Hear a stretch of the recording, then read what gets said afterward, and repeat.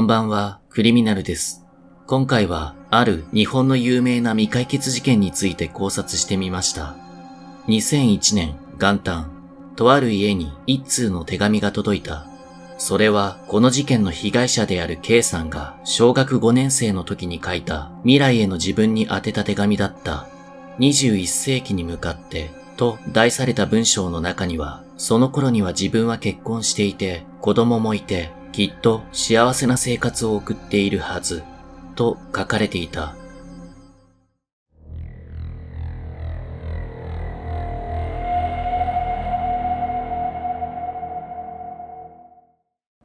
1996年9月9日、その日は朝から雨が激しく降り続いていた。そんな雨の日の午後4時半頃、東京都葛飾区柴又3丁目の民家より火災が発生した。近隣からの通報で消防が出動し、消防車15台が現場に駆けつけた。すぐに消火活動が開始され、午後6時には鎮火されたが、木造モルタルの住宅はほぼ全焼し、一部床が抜けるほどにまで焼損した。その後、焼け跡から女子大生 K さんのご遺体が2階で発見された。発見されたのは両親の寝室で、K さんは布団の上で横向きに寝かされていた。この布団は出張中の父親が帰宅後すぐ休めるようにと敷いていたものだった。K さんには着衣の乱れはなく、暴行された形跡はなかった。気管にすすがついていなかったことから手にかけられた後に放火されたとみられる。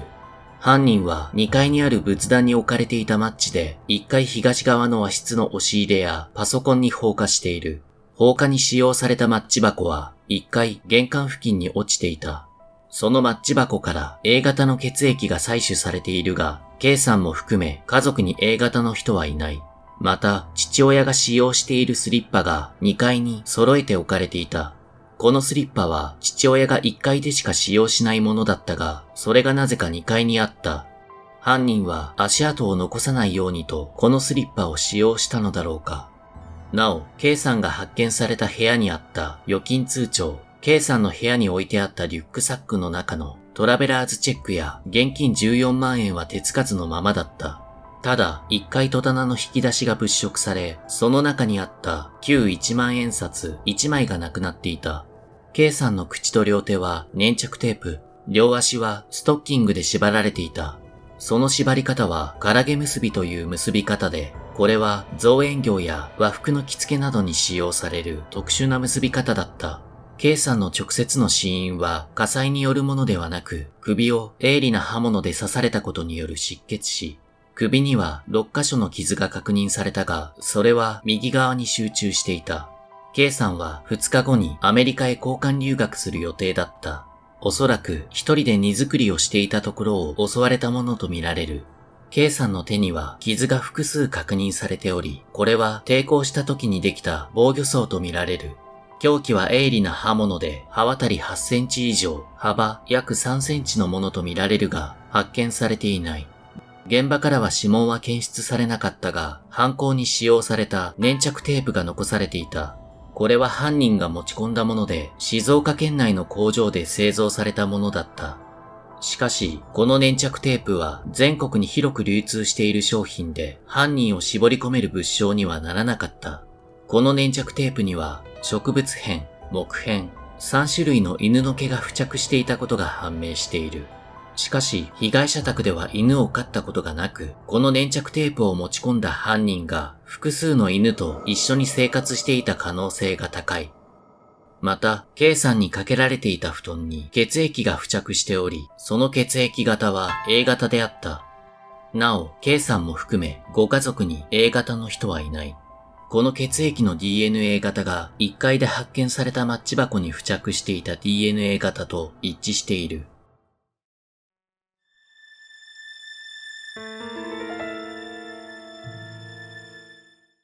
K さんは大学で勉学に励み、家庭教師やラジオ局でのアルバイトにも精を出していた。他にもサマーティーチングプログラムと呼ばれる中学生に英語を教える活動にも参加していた。K さんの友人の話によると、K さんは愛想が良く面倒見がいい女性で、男性が勝手に勘違いしてしまうことがあったという。他にも K さんは生前、個人的にお付き合いをしたことがないのに、相手の妄想が膨らんできて、なんだか怖い、という話もこぼしていたという。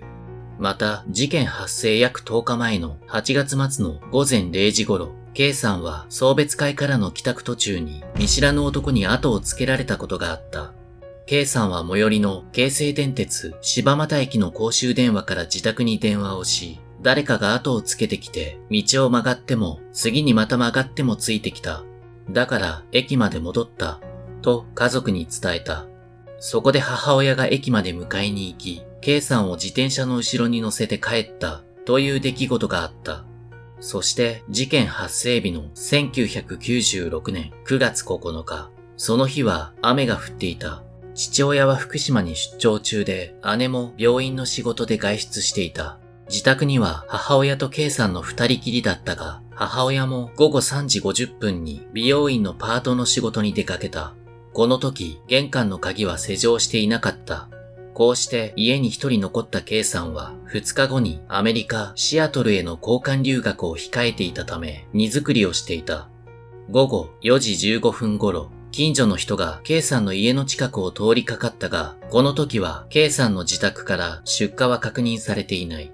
午後4時39分、K さんの家から出火し、隣家の住民が119番通報をした。午後6時頃、消防によってようやく火は消し止められたが、自宅内部は全焼していた。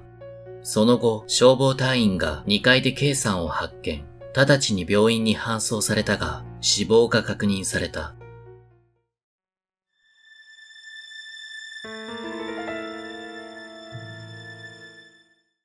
犯人は粘着テープを持ち込んでおり、計画性が伺える。また、この事件は人目につきやすい時間帯である午後4時半頃に発生している。なぜ犯人はこんな目立つ時間帯に犯行に及んだのか。ちなみにこの時間帯は空き巣が発生しやすい時間帯でもある。まず警察は怨恨と行きずりの線で捜査を始め、K さんの交友関係を徹底的に洗った。ゼミのサークルの人間、中学、高校時代の友人、バイト先の仲間、近所の知り合い、新聞配達員など、聞き込みは広範囲に行われた。K さんが通っていた大学のキャンパスにも連日刑事が訪れ、聞き込みが行われた。警察はかなりの数の人間に事情聴取を行い、容疑者を数人まで絞り込むところまでは行ったが、どれも決め手に欠けた。当初、犯人の動機は怨恨かと思われたが、K さんや同居家族も誰かに恨まれるような人ではなかった。また、被害者に暴行の跡もなく、現金も手つかずのままだった。こうして警察の中で怨恨や行きずりの線が薄くなっていった。ただ、事件直前、K さんはこんなことを言っていた。それは母親と一緒に歯医者に行った時の帰り道のことだ。私に何かあったら、歯の治療後でわかるね。これは自らに危険が迫っているとも取れるが、留学する予定だったアメリカにおいて、万が一自分が事件に巻き込まれた時という取り方もできる。また、この事件には現場の状況や事件前の情報から様々な説が浮上している。まず、顔見知り説。父親のスリッパが2階に揃えて置かれてあったことから、K さんが顔見知りの人間を家に招き入れたのではないかという説。犯行が人目につきやすい時間帯に短時間で実行されていることもこの説を推す要因となっている。また、被害者の顔を見たくないという犯人側の心理は、犯人が被害者の顔見知りであるケースでよく取られる行動である。次に、ストーカー説。事件発生日の10日前、K さんは見知らぬ男に後をつけられている。また、母親と一緒にいる時に、私に何かあったら歯の治療後でわかるね、という発言。他にも、お付き合いをしたことがないのに、相手の妄想が膨らんできて、なんだか怖い、という発言もしている。このことから、犯人は K さんのストーカーで、K さんが旅立つ前に強行に及んだ、ということも考えられる。ただ、K さんの着衣には乱れがなく、暴行された形跡もない。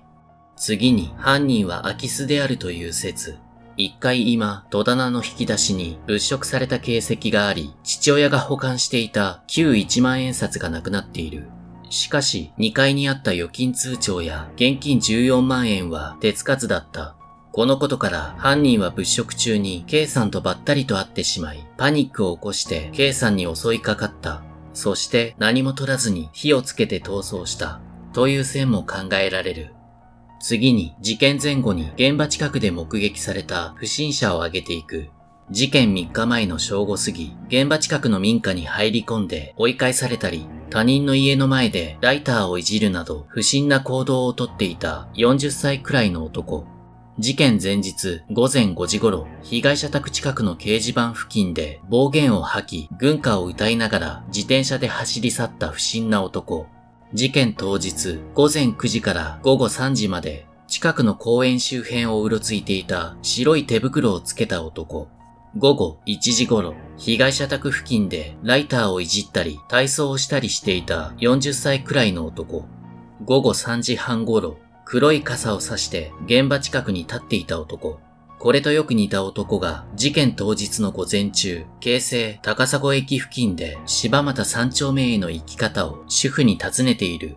午後3時55分頃、被害者宅の玄関先で目撃された黄土色のコートに黒っぽいズボンを身につけた男。午後4時半頃、雨の中傘もささずに現場近くから柴又駅の方向に向かって走り去った白い手袋をした20代後半から30代前半とみられる男。次に警視庁が公開した不審人物のイラスト。2018年9月、警視庁は事件当日の午後3時55分頃に被害者宅の玄関先で目撃された黄土色のコートに黒っぽいズボンを身につけた男のイラストを公開した。男は身長約160センチで体格は中肉からやや痩せ型。雨の中傘もささずに被害者宅を見つめていた。また、2021年8月には、同日午後3時30分頃に事件現場南側の交差点で目撃された黒い傘を差した男のイラストも公開された。この男は身長150センチから160センチくらいで、体格は痩せ型。服装は2018年に公開された男と似ている。警視庁はこの2名が同一人物の可能性が高いと見ており、現在も広く情報提供を呼びかけている。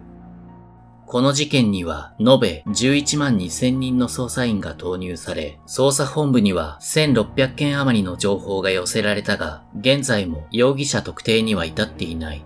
なお、本事件は2010年4月の刑事訴訟法の改正で、八王子スーパー南平事件などとともに時効撤廃が適用されている。K さんのお父様は取材に対し次のように語っている。誰かが犯行を犯し、今もこの地球上で同じ空気を吸っている。そう思うと、ちょっと人間不信に陥ってしまいますね。私が娘の身代わりになりたかったと、今でも思うことがあるんです。K さんのお父様は現在も事件解決に向け情報提供を募っている。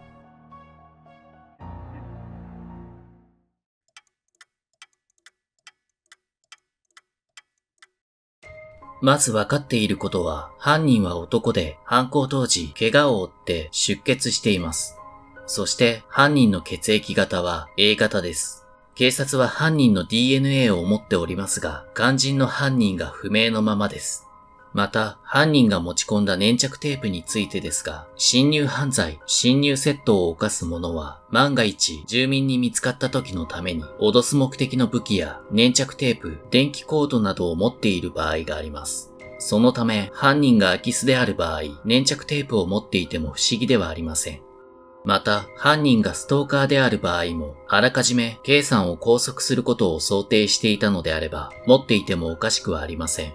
次に犯人の動機です。この犯人の動機は怨恨の線は薄そうです。動機が怨恨である場合、被害者と加害者間には何らかの接点があることが多いですが、捜査の結果、K さんを恨んでいたような人物は浮上していませんし、K さん自身も誰かに恨まれているといった話はしていませんでした。ただ、私に何かあったら歯の治療後でわかるね、と K さんが話していたことはわかっています。これは自らに危険が迫っているとも取れますし、留学先で何かあっても身元がわかるよねという意味とも取れるので微妙なところです。仮に怨恨でないとすると流しの犯行やストーカーでしょうか。